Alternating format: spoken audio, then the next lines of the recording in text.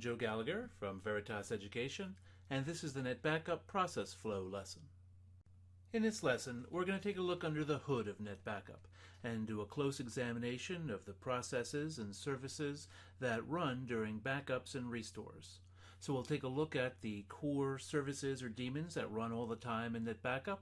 We'll look at processes that are specifically associated with backup operations. And we'll take a look at processes associated with restores, both from tape and from disk. We'll begin by taking a look at some of the core process functions in Netbackup. One of the points to make right at the beginning of the lesson is that understanding process flow in Netbackup is very important for maintaining and troubleshooting the product.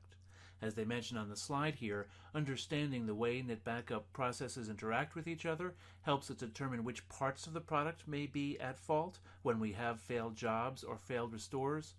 It helps point us toward possible causes, possible workarounds, and solutions.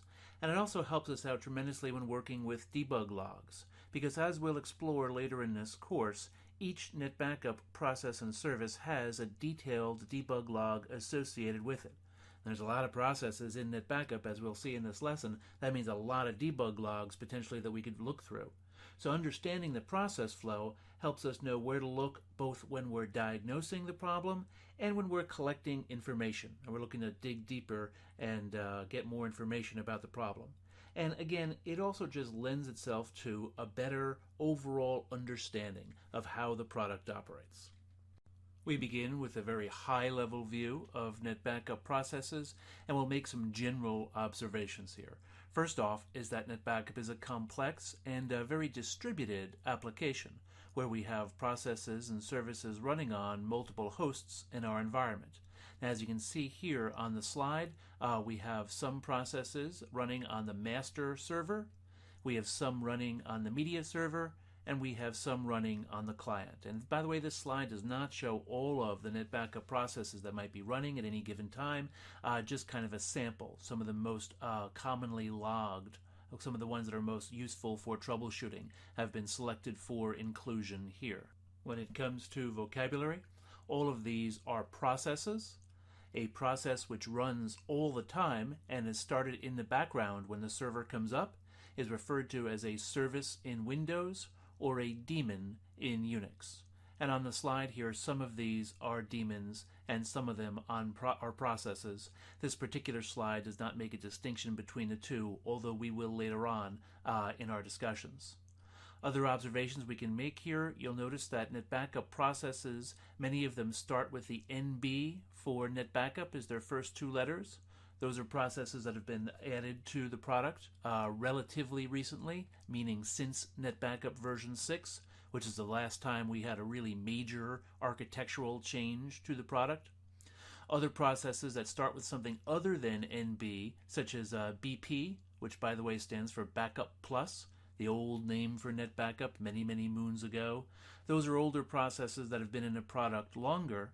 And as we continue through the course, you'll see that newer processes and older processes have some differences in the way they behave, particularly the way they communicate. Newer processes use PBX, older processes use sockets. More on that to come. Also, when it comes to debug logs, newer processes use unified logs. Older processes will typically use legacy logs. That's not always true, but it is true the vast majority of the time. And again, it's another subject we'll be discussing in some detail later. Now, as we go through this particular lesson, we'll be showing some process flow diagrams where we'll discuss the function of the major processes in Netbackup and how they relate to each other and how they communicate with each other.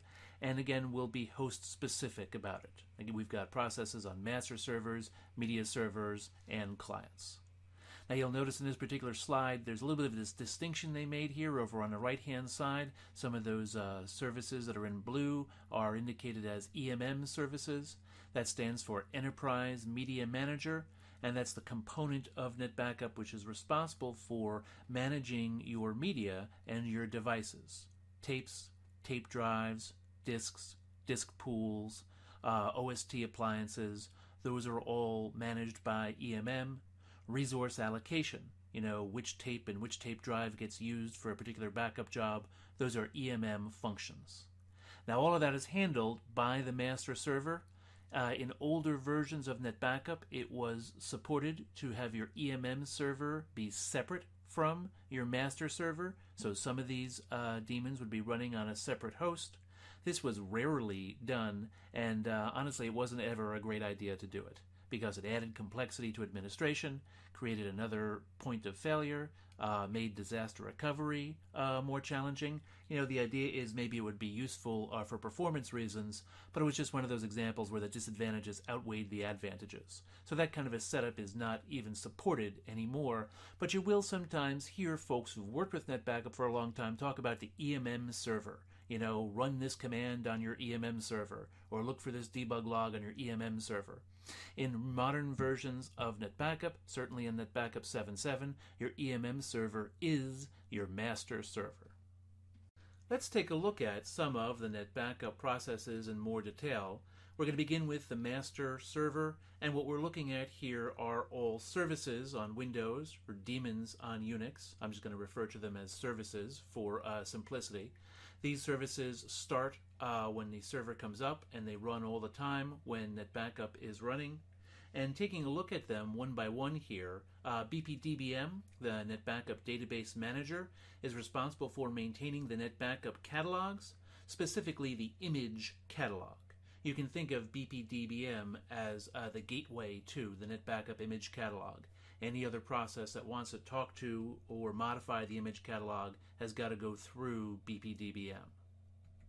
And then NBProxy is, to be honest, a little bit of glue between older and newer processes in NetBackup.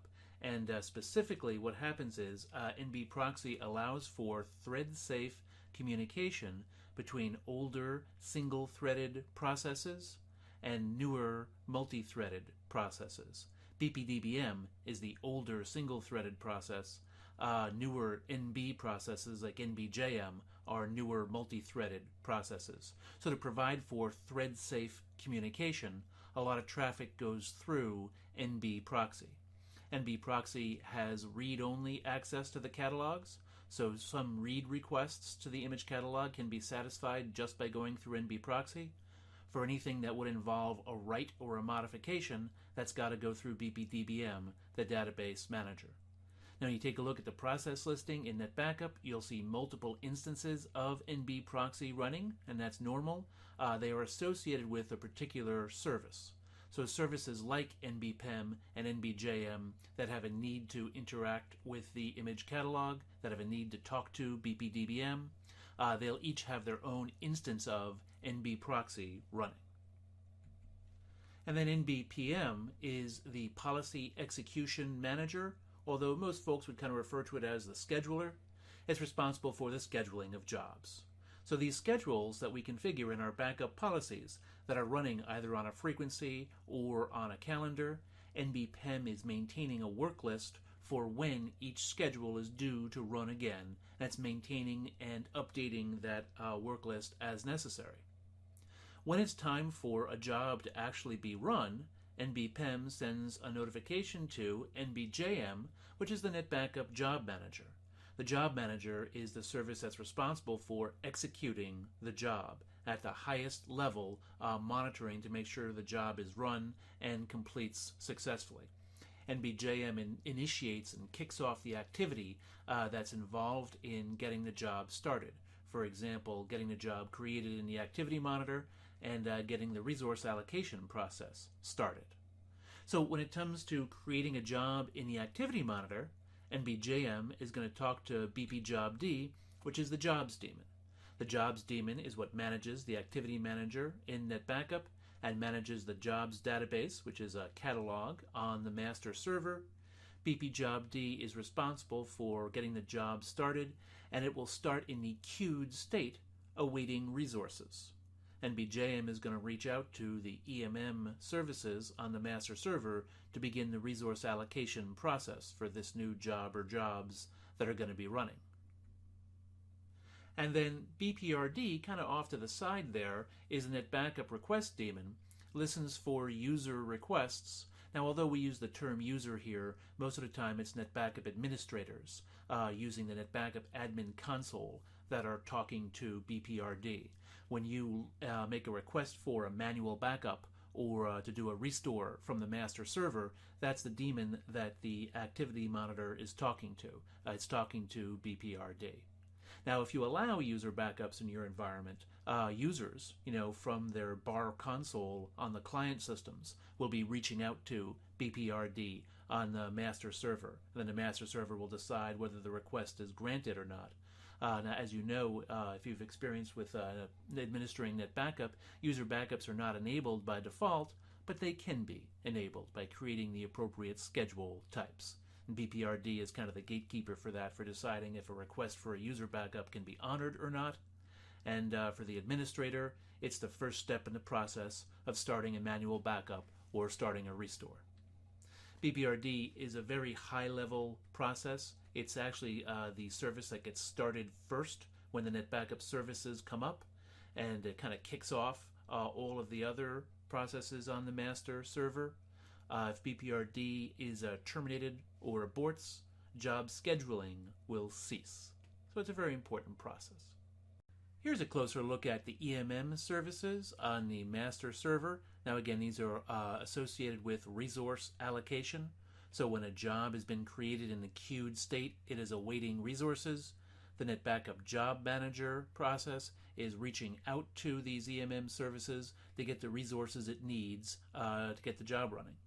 And so the first link in the chain here is NBRB, which is the Netbackup Resource Broker. The resource is a centralized resource management for all backup jobs and also for restores that come from tape. And the resource broker is constantly polling all of the queued jobs in the activity monitor, looking to see if there's resources available that can be run. And it is responsible for creating resource requests to allocate resources for jobs.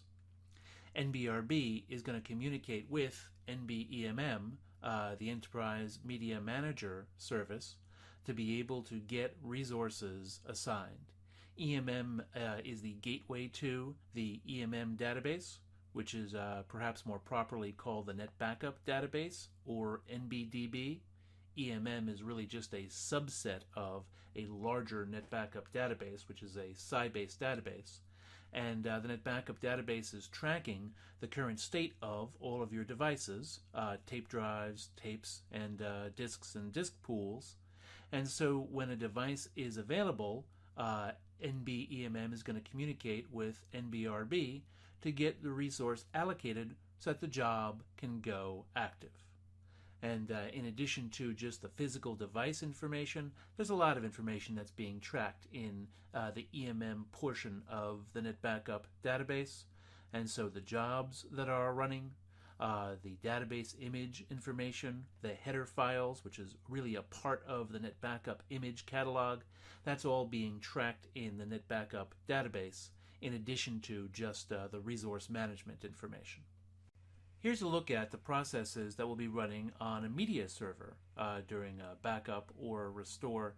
In the case of a backup, we've reached a point where the job manager has gotten all the resources it needs to run the job. So for example, if this is a backup job going to tape, it's got a tape drive and a tape assigned to it. And the job manager is now going to reach out to the media server that is going to do the backup job. Now this media server, of course, might be the master server itself, if the master server is acting as a media server, or it might be a separate host. Either way, NBJM reaches out to the media server and starts the BPBRM process, which is not a service or a daemon, doesn't run all the time, only runs when there's backup and restore activity on the media server. And BPBRM is really the highest level process on the media server. If you were looking for kind of a boss process on the media server during a backup job, this would be it. BPBRM is going to be responsible for reaching out to the client that's going to be backed up, and it's going to initiate the BPBCAR process on that client. That's the main Netbackup client process that's going to be sending data to the media server. And it's also responsible for starting the Netbackup Tape Manager, BPTM. 2 instances of the Tape Manager will be created.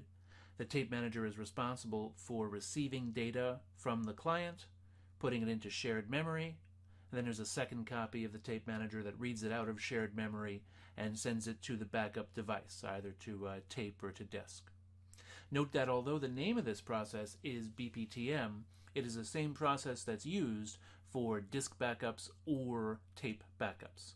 In days gone by, we used to have a BPDM process, a disk manager process, which wrote the disk backups, and a tape manager process, which wrote the backups to tape. And honestly, what we found was that the code for these two processes was getting to be about 90% identical. There was lots of duplication and overlap, and it was inefficient to maintain both of them. So BPTM is responsible for all backups. There is still a BPDM, disk manager process. It's used more for housekeeping purposes, like deleting expired images on disks and for the read side of duplications. Let's take a closer look at the scheduling of jobs in Netbackup. We mentioned previously that the scheduling of jobs is the primary responsibility of the NBPEM process, the Policy Execution Manager. And so when PEM starts, when the Netbackup services first come up, one of the first things it's going to do is to create a work list in memory of all jobs that are to be run. And it's going to do that by gathering information from the Netbackup catalogs. It's going to go through BPDBM to get information in order to construct this work list. And so for every schedule that is currently active, there's going to be a due time associated with it. That would apply whether it was a frequency or a calendar-based. As long as it's an automatic schedule, it's going to be subject to this. And essentially, NBPEM is going to be running a countdown timer. And when the countdown timer reaches 0, that's when the job is going to go active. And so internally, in memory, PEM has this work list created. We can see kind of a mini example of it here on the slide. And normally jobs get kicked off, based on their frequency and their start window. Now perhaps an administrator comes and makes a change to a backup policy and, for example, changes the start window for a particular schedule. Now whenever a change is committed to a schedule, there's an event that's generated, an alert is sent to PEM. There is also a policy update interval, and so there's a kind of a fail-safe mechanism. In addition to the alert-driven notification that somebody's made a change, PEM is also polling every 10 minutes by default, looking for changes, just to make sure it doesn't miss something.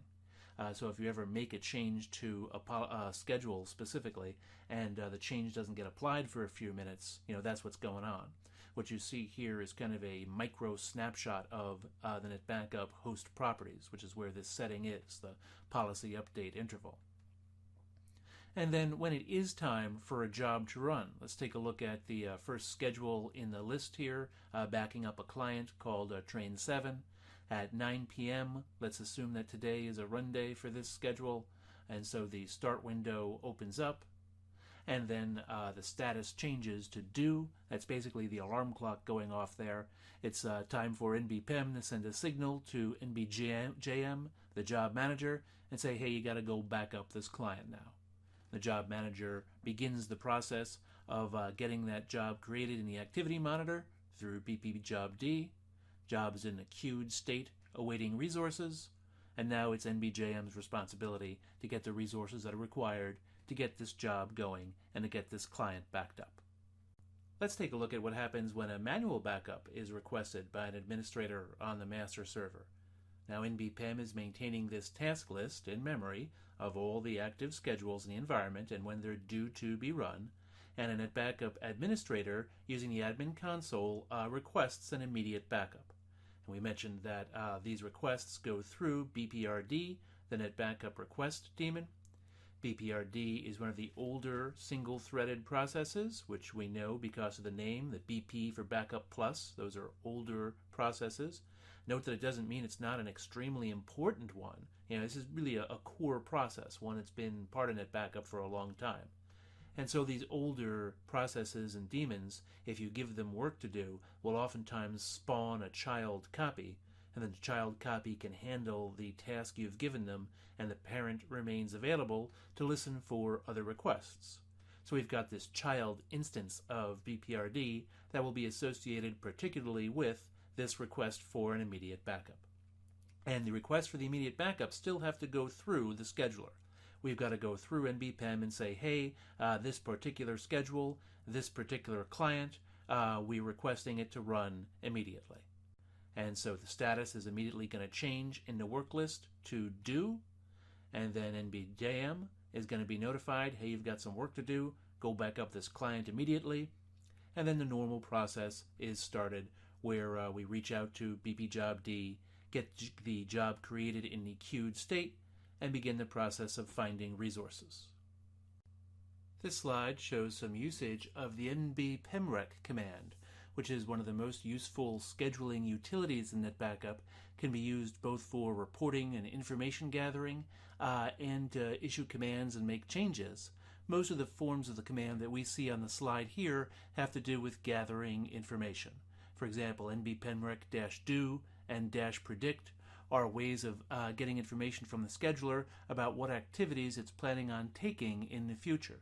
This can be very useful for an administrator who kind of wants to see what the scheduler is up to. You know, you're saying, hey, you know what, I think that this policy is going to be due to run again next Wednesday at 8 p.m. Let's take a look and see if the Netbackup scheduler agrees with me. Maybe a very useful thing to do if I've just created a new policy or changed the start window on a schedule. So -do if I want to view the policies that are due to run at a specific time, or -predict if I want to see which jobs would be running at a particular point in time. You can run those two commands and compare the differences in the output between them and see how they both can be very useful. Now, if I was looking for more detailed troubleshooting information, nbpemrec-subsystems causes the PEM process to basically dump the output of its various subsystems. And so you see one form of the command there where we're having them do the list command, and the output device is the screen. So that shows what these available subsystems are that can be displayed. And then different forms of the command will result in a more or less detailed output. The example here, nbpemrec-subsystems to the screen all is the real spill your guts, you know, where the scheduler will just divulge all the information it has about the tasks that are planned for the future and why it has made some of the decisions it has made, which is one of the big reasons that sometimes brings people here. You know, I think this schedule should run tonight. Netbackup says it's not supposed to run until tomorrow night. How come? You know, why did the scheduler make this decision? That kind of detailed information can be gotten from here. And a lot of times, if you're a customer with a support case open, you're working with a support engineer from Veritas, they'll have a specific form of the command to run to give just the information they need to help with the problem at hand. And again, not necessarily everything, because it can be a lot of information to parse. And then I mentioned that in addition to information gathering, there are commands that can be executed using this utility. The only real example of that on this slide is the first one, nbpemrec-update policies forces PEM to reevaluate its work list. And so we mentioned on previous slides that's something that PEM does every 10 minutes anyway. This is just to force it to happen immediately. And so the usual sequence here would be, I just made a change to a schedule. I'm going to now run that schedule immediately, but I'm going to do this nbpemrec-update policies first before I actually kick off the manual backup, just to make absolutely sure that the change I just made is taken into account when I run my immediate backup. Here we see some examples of some of the commands that can be issued using nbpemrec. So nbpemrec can be used to suspend or resume the scheduling of jobs. That might be useful if I'm planning on restarting the Netbackup services and I've got some time, so I don't want to interrupt jobs that are currently running. I'd rather wait until they completed successfully and then I'll bounce the services, but I would rather not have any jobs started in the meanwhile. You know, let's finish up what we've got running, let's not start anything new, then I'll bounce the services and scheduling can resume. Note that bouncing the services would automatically cause scheduling to resume in the particular example that I just gave you. Also, another way of suspending the scheduling of jobs would be to terminate the BPRD service.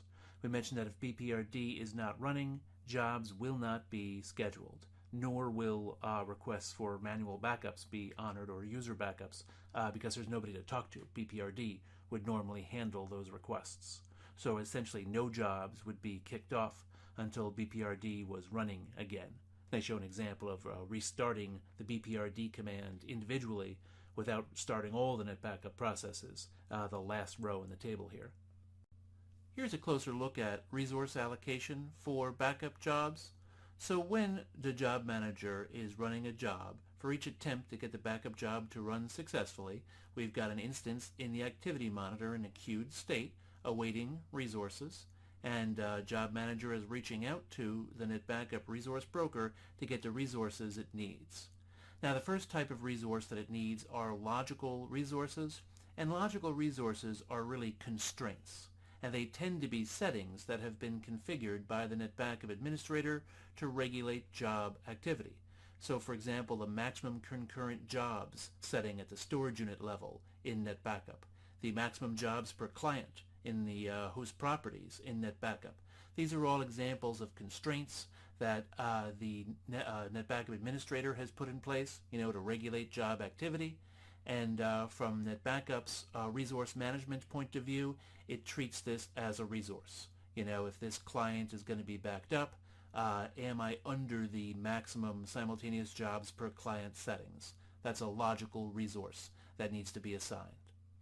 And then the physical resources, of course, also need to be assigned, and that's maybe the stuff that we more commonly think of when we think of resource allocation. It's devices. So let's say I want to do a backup to tape. I need a tape, and I need a tape drive.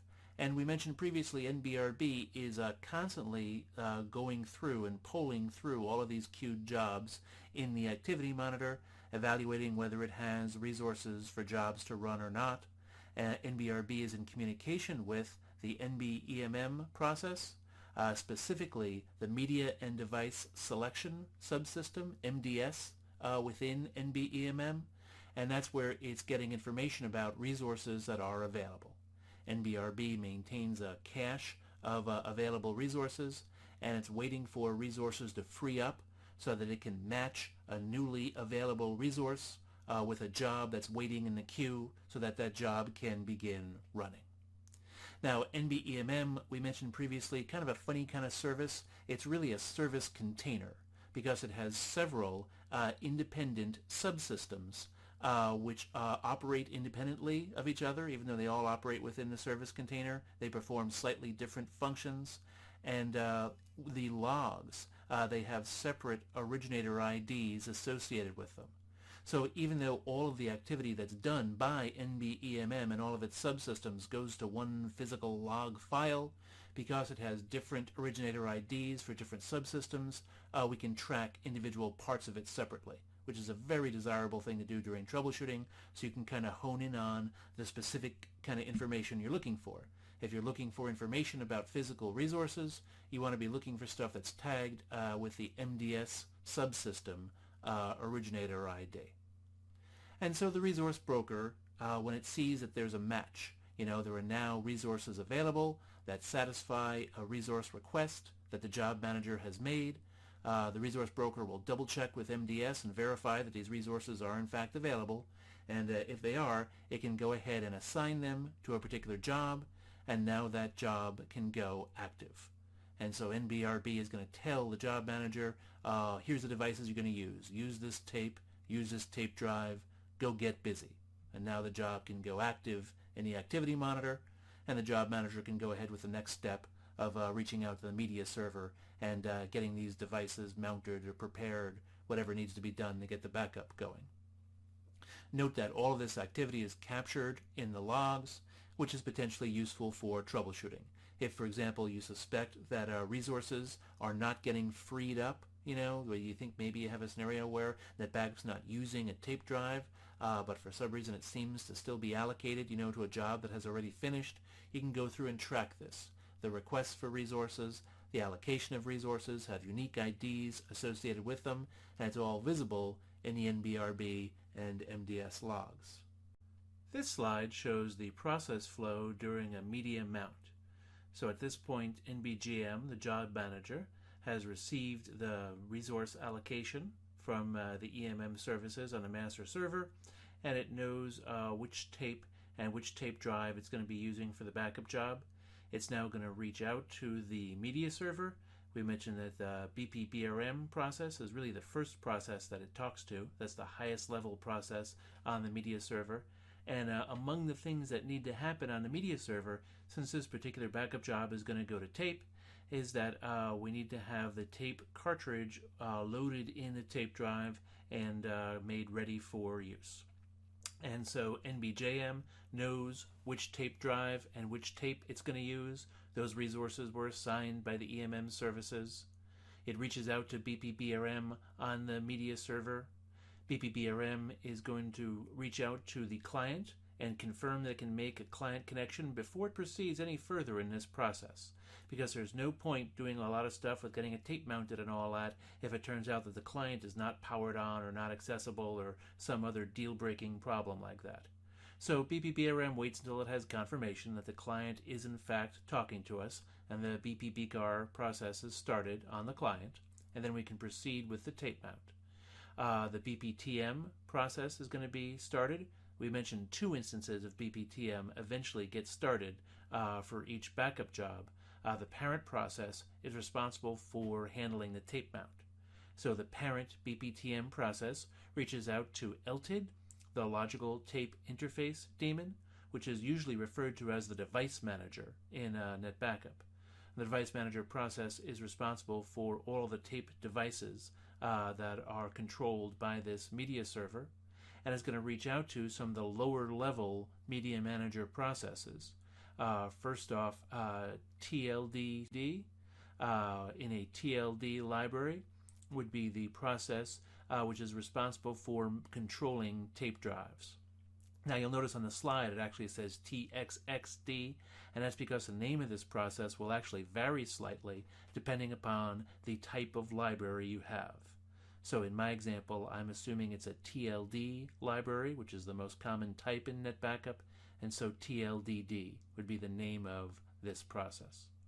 And TLDCD would be the process that controls the medium changer, the picker inside the library, which is going to grab the tape cartridge for us out of the slot and put them in the tape drive that's going to get used for this backup job. And so in my TLD library example, TLDCD responsible for grabbing the cartridge out of the slot and placing it in the proper tape drive. TLDD then responsible for loading that cartridge, scanning it, and making it ready for use.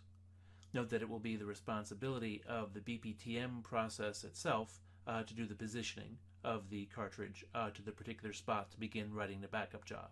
And then all the writing is done through BPTM. 2 processes that are on the slide here that we didn't really talk about. VMD, the volume management daemon, which manages your volumes, your tapes in a media manager lingo, and also provides for some communication between hosts for media management purposes.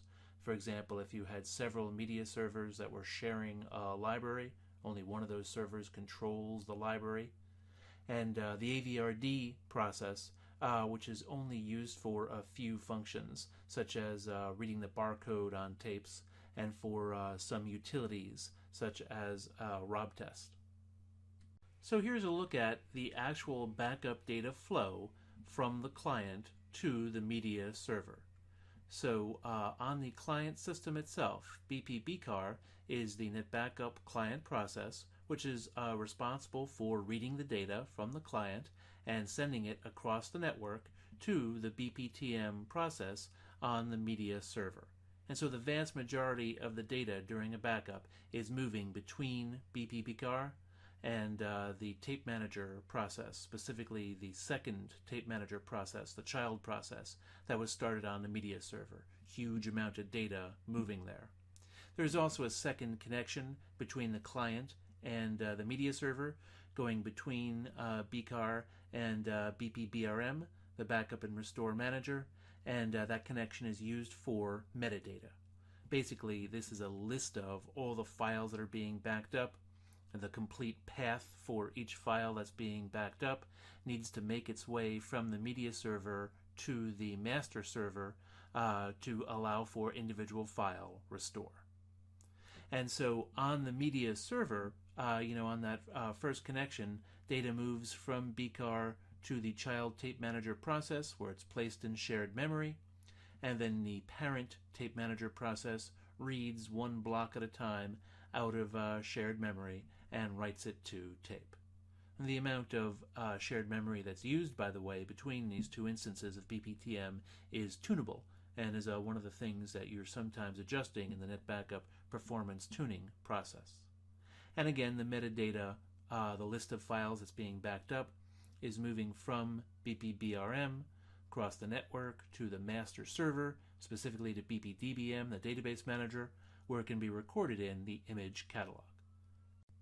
In the previous slides, we talked a lot about processes that are used for scheduling, for resource management, and for the actual movement of data during backup jobs.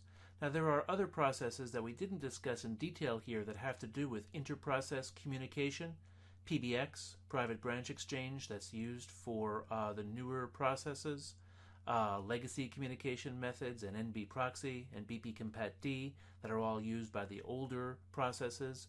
We will get into that in more detail and the troubleshooting communications issues lesson later in this course. So let's summarize the process flow for a tape-based backup operation. We'll use an example of an automatically scheduled backup. When the countdown timer for a particular schedule reaches 0, then NBPEM reaches back to the Netbackup catalogs. We're going here from NB proxy and then to BPDBM, the database manager, to acquire logical constraints. For example, maximum number of jobs per client and per policy that are allowed. And PEM is going to notify the job manager that it's time for this job to run, and it's going to pass the logical constraints to the job manager. The job manager is going to pass along the logical constraints to the resource broker when it does its resource request. The job manager is going to ensure that this job gets created in the activity monitor. We go through BPJobD, the jobs daemon, to do that. Job is initially created in the queued state. The job manager is going to require physical resources from NBRB. NBRB is responsible for communicating with the MDS component of NBEMM to keep track of available resources and to track resource requests.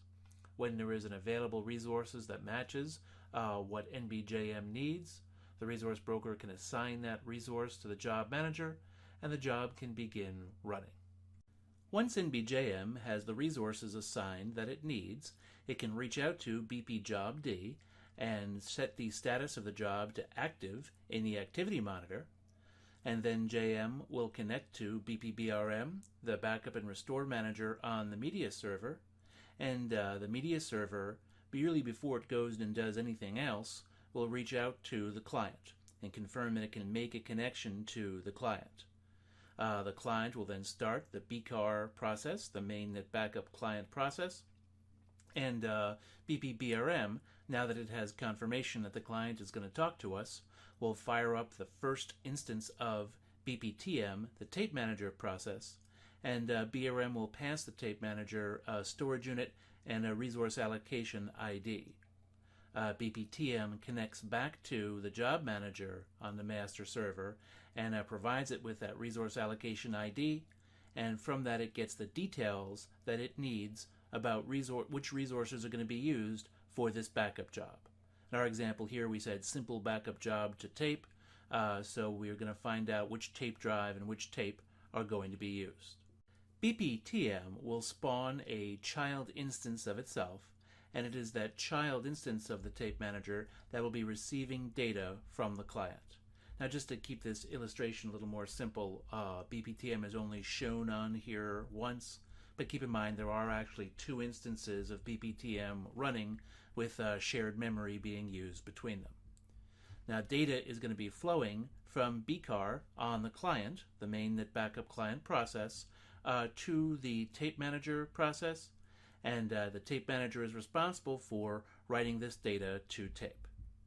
Now, as data comes in, it's going to be written to the tape in fragments, and essentially a fragment is just a tar file. and an image may consist of one great big giant tarball of data, just one fragment, or depending on Netbackup settings and options that are being used, the data may be spread across multiple fragments. BPTM is responsible for notifying the database manager on the master server when data is going to be stored in multiple fragments. So how many fragments an image contains is going to be stored in the image header. BCAR also has a second connection to the media server from BCAR to BPBRM, and that's the metadata. That is the list of files and their complete paths. That information is moved from BPBRM up to the database manager on the master server, where it can be stored in the image catalog. Now, a couple details here. Remember, the paths are stored in these .f files in the image catalog. So these big long lists of paths we're protecting is actually a flat file, as opposed to the image header files, which are stored in the Netbackup database, the NBDB, the Sybase relational database. Also, just as a point of information, BPBRM does batch processing of this metadata. In other words, it isn't going to update the master server with each and every file that gets backed up to reduce network chit-chat. It does this in big batches of files at a time. Once BPBCAR has finished sending all of the data to the tape manager, it will send a summary of the backup to the backup and restore manager on the media server, and then BCAR will exit with a status code of 0. The tape manager will finish writing any remaining data to the tape, and then it will also exit with status code 0.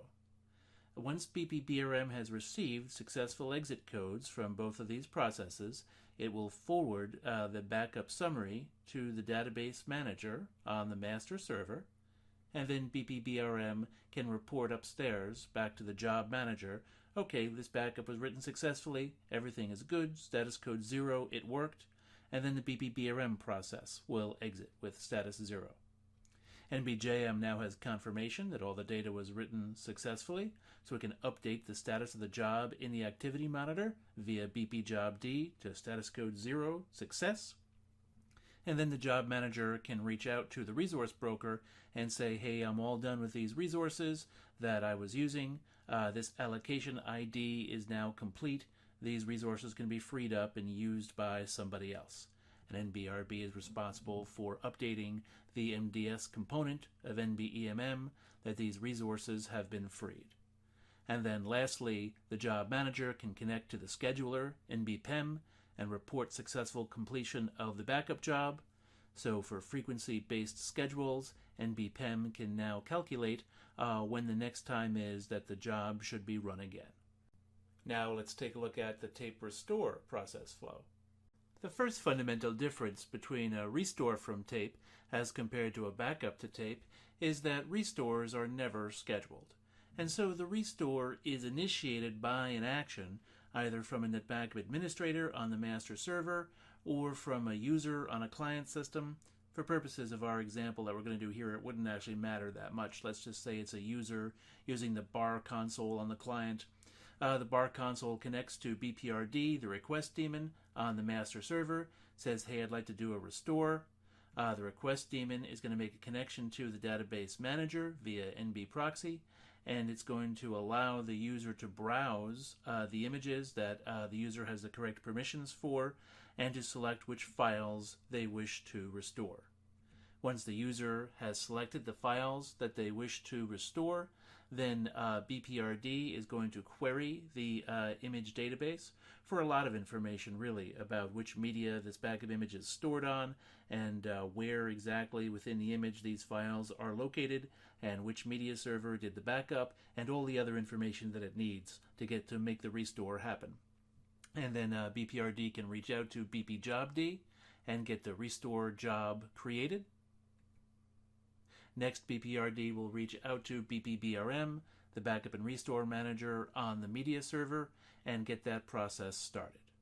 Note that there is some subtle differences here between the backup in that we haven't talked to any of the EMM services at all. There's no need to go through a process of selecting which media needs to be used. We know which media needs to be used, the one that has the files on it that we need to restore. And so that information, which media is going to be needed and which files we're looking to recover, that's all provided to BPBRM by BPRD. The next step in a process is the resource allocation. So the BPBRM process on the media server knows which media it needs, and it knows which client it's going to be restoring the data to. So BPBRM is first going to reach out to the target client and start the tar process on the client. On Unix or Linux it'll be tar, on Windows it'll be tar 32, and notice it's a different process than was used during the backup. And that's because backups are a more fundamentally complex operation than restores are.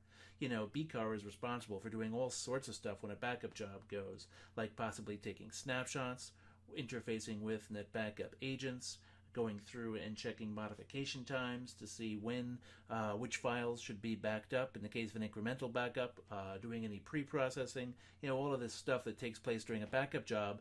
During a restore job, all we're really doing is receiving a stream of data from the media server and putting it back on the client in the correct location. And so the tar binary, the Veritas version of the tar binary, is good enough for that. And then next, the backup and restore manager is going to start the tape manager process, which is going to be reading the data from tape.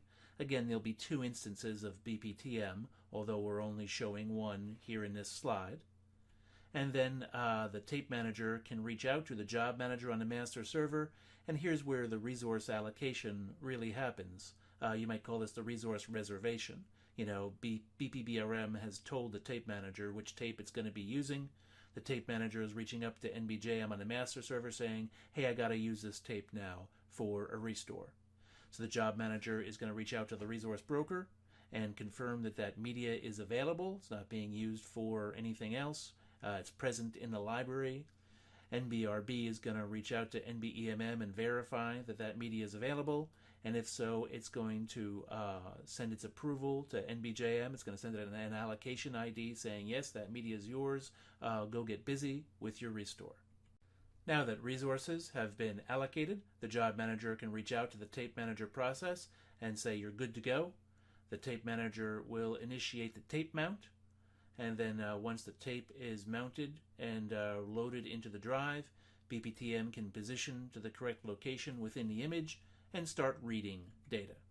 And the tape manager is going to stream that data to the tar process on the client. The tar process receives the data and writes it to the correct location on the client that's been selected. BPBRM is going to continue to stream data to the tar process on the client until all the data has been restored. Once all the data has been restored successfully, then the tape manager is going to report back upstairs to the job manager, say, hey, this backup was done, it's successful. It's going to initiate the tape unmount, and then TM is going to exit with status code 0. Once the job manager has confirmation that the restore was performed successfully, it can then reach out to the resource broker, say, I'm all done using this tape in this tape drive. You can go ahead and mark that as available for other activity. And then the job manager is going to report back up to BPRD the data was restored successfully. BPRD can then reach out to the jobs daemon and report success and get the job updated to status code 0 complete in the activity monitor. In this next topic, we'll take a look at the disk restore process flow. There are a few ways in which restores from disk are a little bit different than restores from tape. We'll see them as we move through the process flow. The initiation of the restore happens the same way. Somebody asks for it. An admin on the master server or a user on a client system with the bar console says, I want to restore some files. And so a connection is made from the bar console to BPRD on the master server, and the user or administrator browses the image catalog, selects which files they want to restore. Once the file list to be restored is done, then BPRD can query the image catalog, find out which media is needed. Now when BPRD finds out that it's a disk that we're going to be restoring from, it's going to make a direct connection to NBEMM to find out if that disk is available. And note this little difference here than what we've seen in previous backup and restore examples. BPRD is kind of taking an end run around NBRB, the resource broker. And that's because when it comes to restores from disk, there's no real resource reservation that needs to take place. Tape drives are sequential devices where you can only have a single action, a backup or a restore, a read or a write, in other words, just one operation at a time. And that's why tape devices need to be reserved exclusively for a particular operation. That's not the case with disks. Disks can handle multiple simultaneous read and write operations. It's what they're made for. And there's no limit or resource constraint that you can set in Netbackup that would stop a restore from running. No matter how your storage units are configured is irrelevant. Storage units aren't even used in a restore. It's a direct connection here. BPRD just wants to know, hey, as far as you know, is this disk available? And NBEMM comes back and says, yeah, as far as I know, that disk is spinning and healthy. And BPRD responds, great.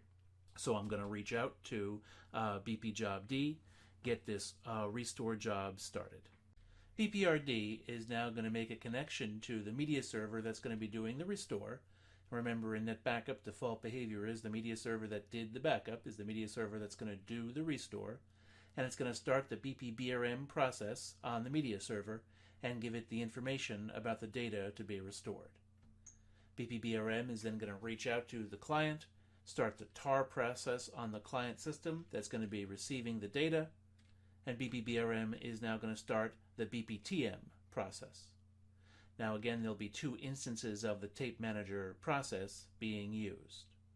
The tape manager is going to reach up to the master server, to the database manager, and get information from the image catalog about which fragments it needs to access on disk that contain these files that we're going to be restoring.